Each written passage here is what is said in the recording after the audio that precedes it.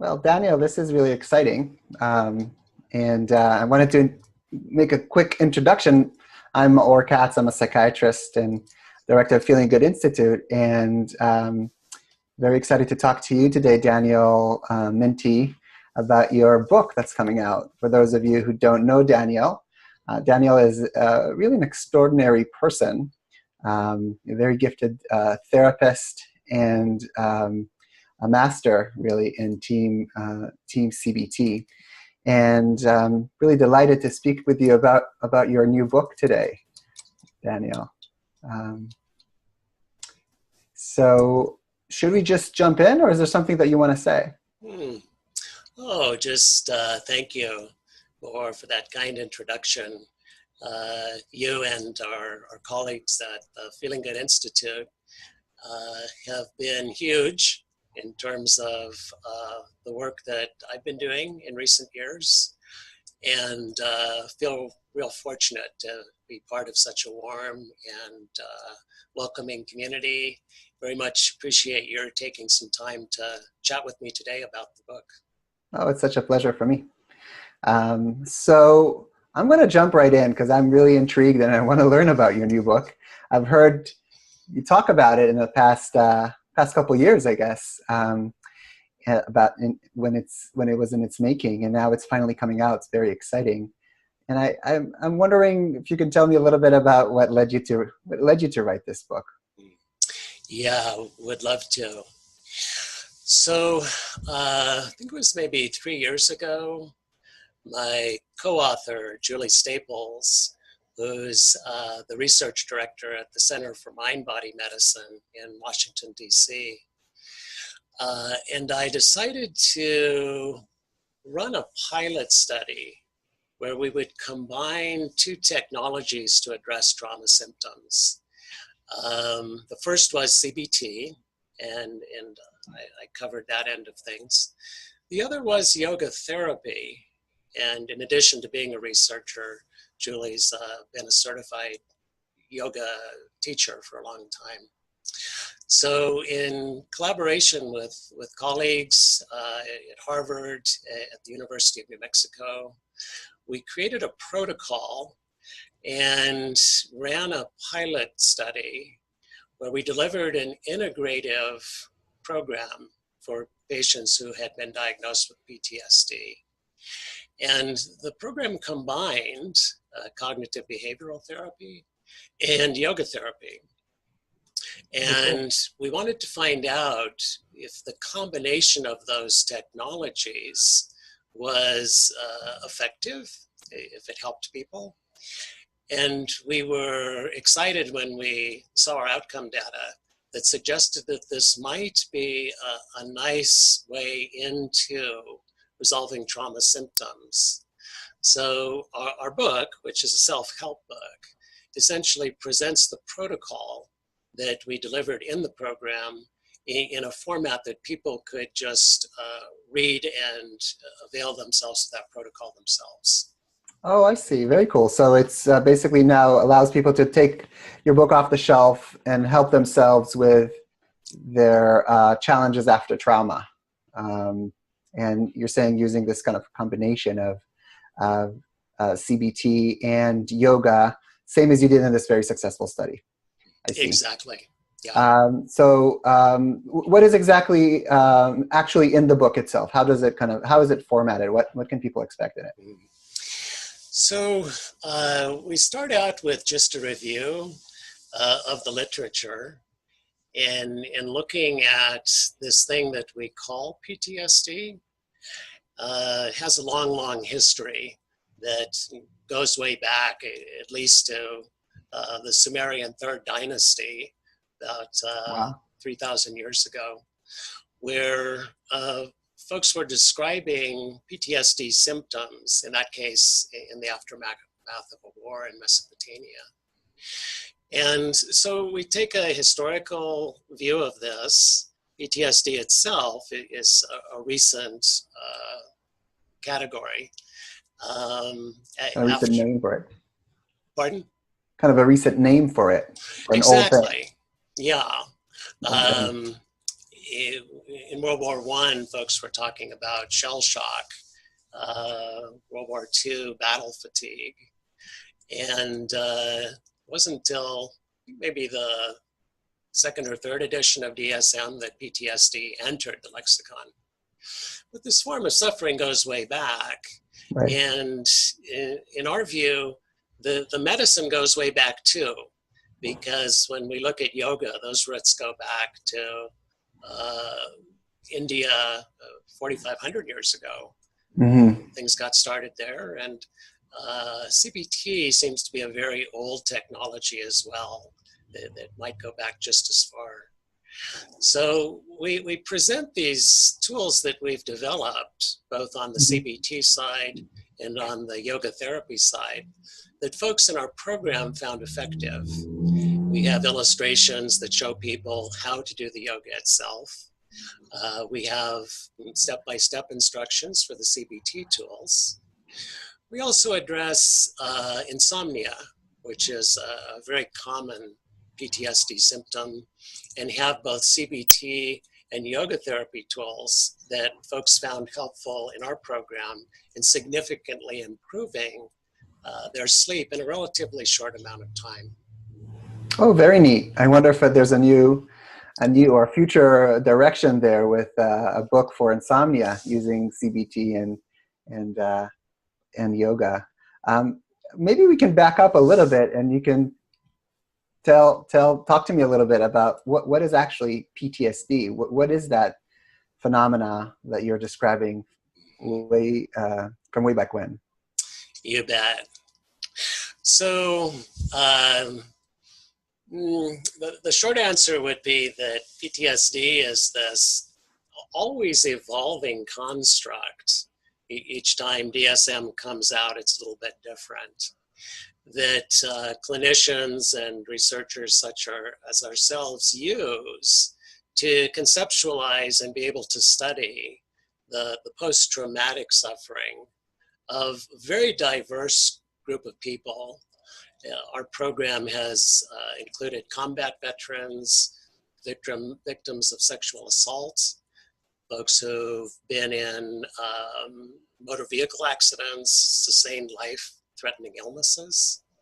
Uh-huh. And what the data says is that most of us who are in those situations will emerge from them without having developed PTSD symptoms. But maybe about 1 in 3 will come out with this thing that we call PTSD. And our understanding is that 2 things happen when someone's diagnosed with PTSD. One would be some beliefs about the world change in the aftermath of some traumatic event, maybe change in the direction of the world is essentially a dangerous place. The other changes that occur are in the body itself. And in the late 1980s, PTSD-related hormonal changes were first measured. And in the 1990s, our scanning technology allowed the observation of PTSD-related structural and functional changes in the brain. So we now know that this construct is quite far-reaching. It affects our beliefs, our thought patterns, our sleep, our bodies, actually it affects immune function as well. So it's a very all-embracing experience for folks who have that diagnosis. And the program that we developed seeks to address each of those different levels in its own way. Thank you for that. Yeah, it's such a great reminder of how common PTSD actually is. If you're saying like 1/3 of people will experience life-threatening situations, might evolve with symptoms, it's actually a lot. Because how many of us have been in motor vehicle accidents? How many of us have been victims to different forms of sexual assault or problems like that? And also you're saying after a medical illness. So fortunately, so many opportunities to have, to develop symptoms and to experience trauma. you started saying a little bit about, well, I guess your book is suggesting a combination of two modalities rarely put together in the past, and which is CBT and yoga. I wonder if you can say a few words about what is CBT. That's a great question, or probably as many answers to that as there are people giving answers. And maybe I could just give a personal answer to that. I've noticed from as far back as I can remember that I would feel anxiety or feel anger, feel pessimism or hopelessness, or feel worthless as a human being. And when I was a child, I didn't understand what was happening there. I just knew that, well, I was generally a pretty happy kid. There were some tough stretches of road for me. Mm-hmm. It wasn't until I was in my early 20s, I'd say. And I started doing Zen training, which has continued to be a huge part of my life. And with Zen training, I first started noticing the movements of my own mind, mm-hmm. and the correlation between what I was thinking and what I was feeling. And then I started reading in the Buddhist literature, and it was reported that Buddha was saying that too, that fundamentally we are quite well, but we distract ourselves from that prior wellness with our negative thoughts and feelings. So I started to connect some dots, and then when I started studying CBT and looking at what the Greek Stoics were saying, it was exactly the same thing in their own language. So in my life, CBT is this evolving process of understanding who and how I am, and the way in which these technologies, spiritual practice, yoga, cognitive behavioral therapy, can help us understand ourselves in a more thoroughgoing way, and then have more choice about how we're going to feel about ourselves, each other, how we relate to others, to the work that we're doing. And it's probably the most exciting thing that I've ever experienced. Just thrilled that we and our colleagues at the Feeling Good Institute are able to put this technology out into the world. And on a daily basis, I see it just creating miracles in the lives of our patients. I feel so blessed to be able to be in this great chain of human suffering and experience and development that I think probably goes all the way back to the beginning. Wow, what a beautiful account of your experience with CBT, and makes me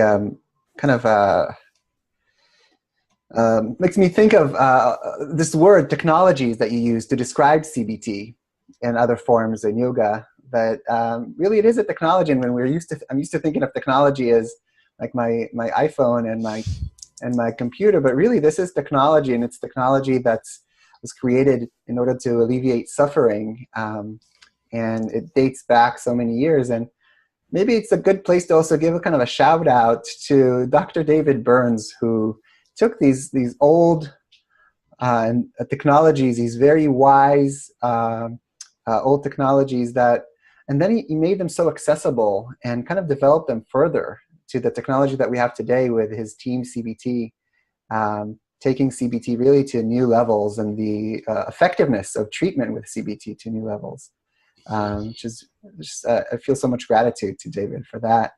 And this book would not have been possible without my relationship with David and with our community.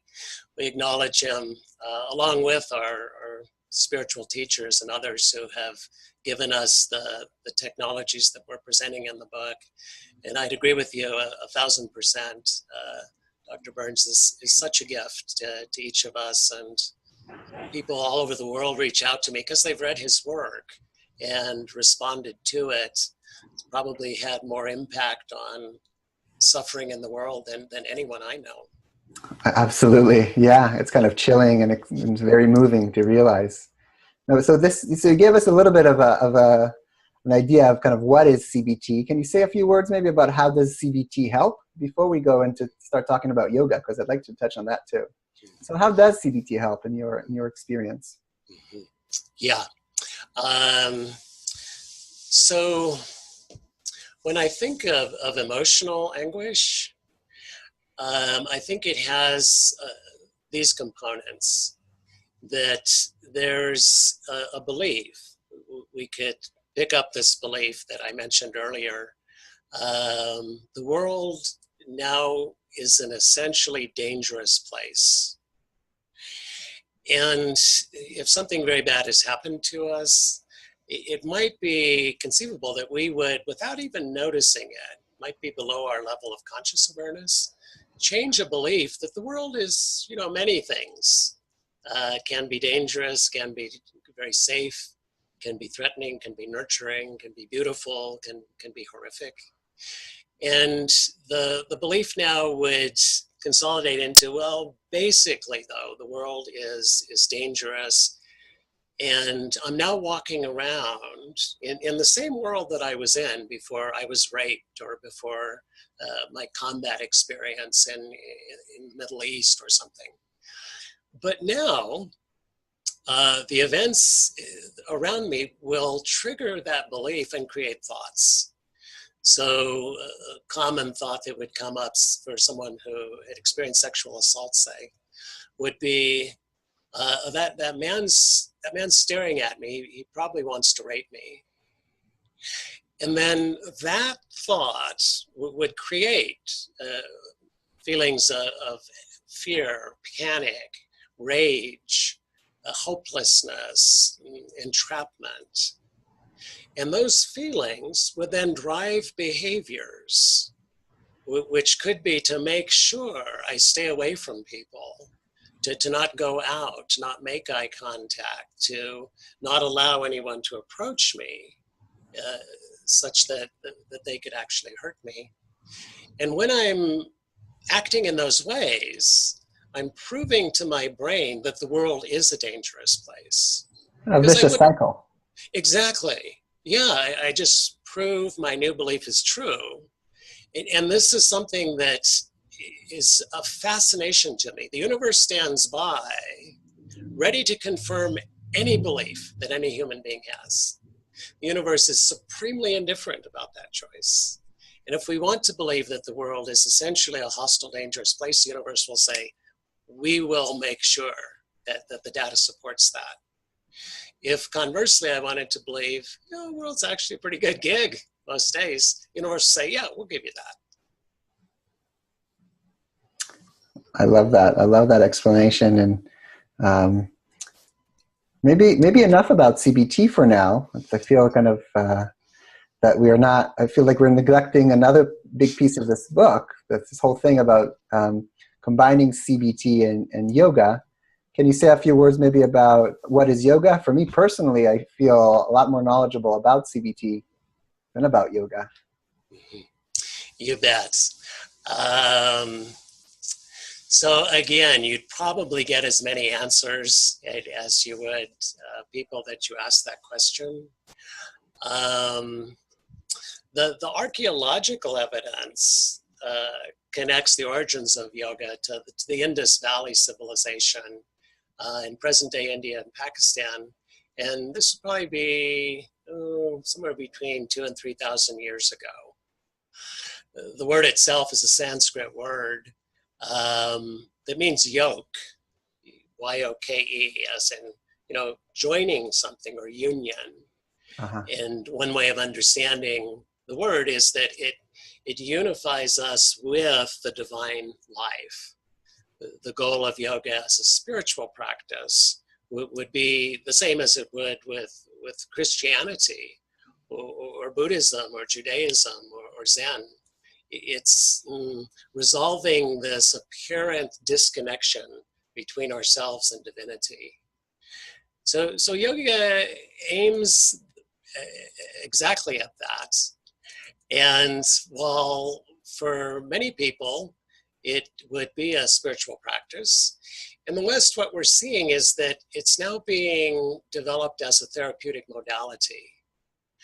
And yoga therapy, as it's called, is a relatively new phenomena whereby we would look at the way in which doing yoga would affect things like depression or anxiety or PTSD symptoms. And the folks who helped us develop the yoga protocol for our program are working in that area and have a great deal of expertise in using yoga to help resolve things like the hypervigilance, the insomnia, the exaggerated startle response that would be characteristic of PTSD.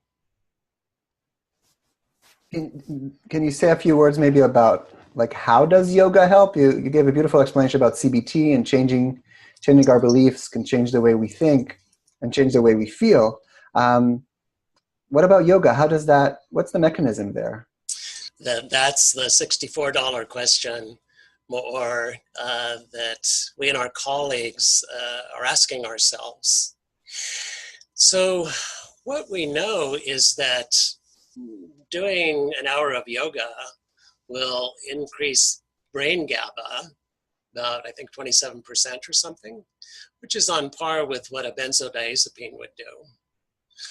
So this way of using our bodies to change our emotional experience is starting to be understood now in terms of Western science.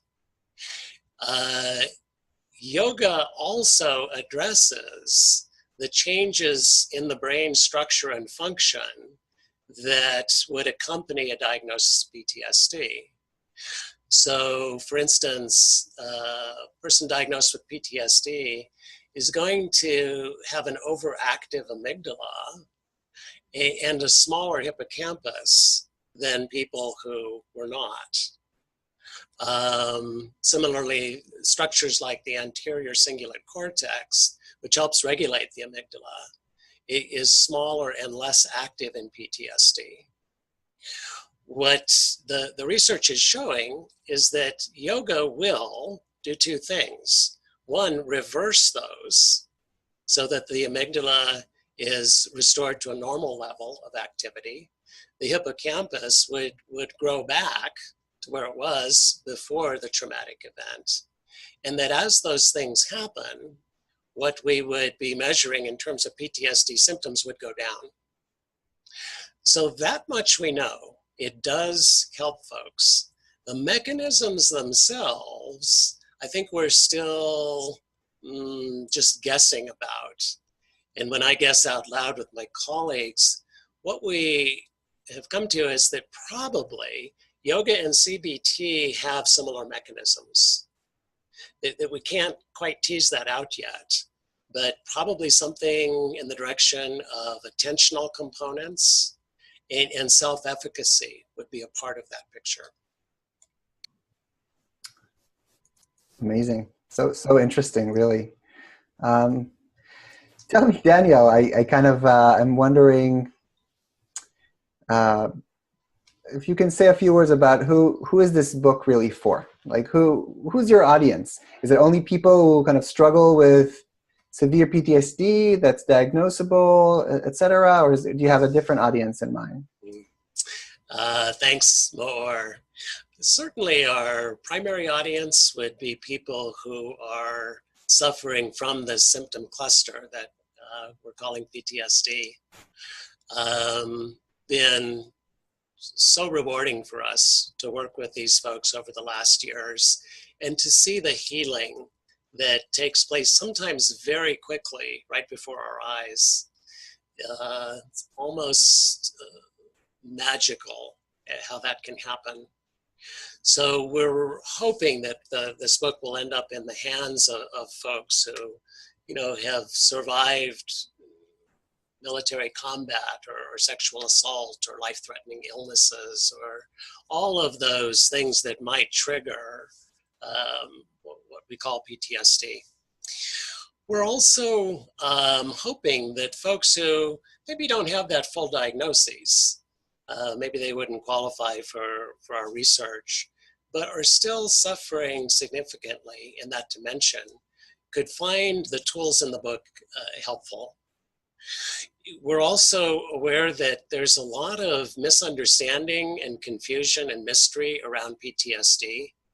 And so we're hoping that the book might also help family members or providers of medical care to understand a bit more what that suffering is coming from in their loved one or in their patient, and then have a sense of what that person could do to resolve that suffering and move on to live a life of joy and happiness and relational satisfaction. So those would be maybe three groups. There might be some others, but if the book helped one human being, I'd be delighted that we wrote it. That's very generous of you. You yourself are, as I was saying before, a therapist, and quite a masterful one. And I wonder, are you thinking of combining the book with your own work with patients? Yeah, thank you for asking. Absolutely. I would have actually started to suggest to patients that they pick the book up because, in my experience, there's really nothing magical about therapy. I think what's magical are these technologies. And while I love connecting with my patients, I think oftentimes the technology is what's helping them. And they wouldn't need me in the loop for that. So I'm hoping that folks who I never have ever met would pick up the book and benefit, but it would also provide some structure for a patient that I'm working with in person or in a group setting. And I'm looking forward to using it in that way. Got it. Do you have any future plans to collaborate more with Julie or offer anything in the future related to this work? Yeah, actually we do. Our experience in delivering this group protocol has been such a good one for us and for the folks who participated that starting in October, I think it's October 25th, Julie and I will be offering a biannual 3-day intensive retreat here in Taos, New Mexico that will be based on the book's protocol. And we're very much looking forward to, again, offering this technology in person to patients around the world who might want to join us for 3 days of intensive CBT and yoga. The program split 50-50.